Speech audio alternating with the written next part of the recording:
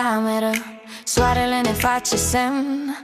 Cafeaua fierbe inima, spune clar, azi nu mai tremurăm. Am pierdut nopți, am câștigat răni, dar uite-ne aici în picioare. Viața nu e despre poate mâine, e despre acum, despre soare. Las grijile jos pe asfalt, le ia vântul când râdem tare. Avem tot ce contează azi, respirăm și visăm în continuare.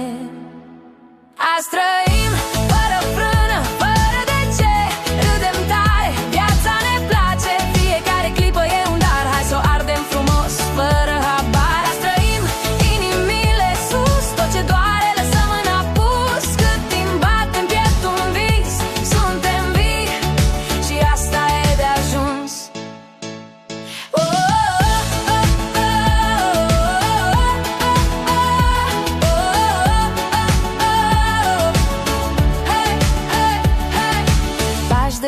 Pe asfalt fierbinte, un refren ce ne ține uniți.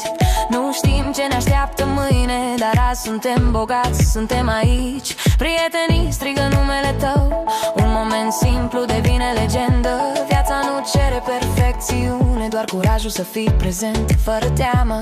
Ridică mâinile, simți cum curge timpul, parcă stă pe loc. Dacă azi e tot ce avem, atunci azi e absolut tot. Azi trăim fără frână, fără de ce, râdem tare, viața ne place. Fiecare clipă e un dar, hai să o ardem frumos, fără habar. Trăim, inimile sus, tot ce doare lăsăm în apus. Cât timp bate în piept un vis, suntem vii și asta e de ajuns.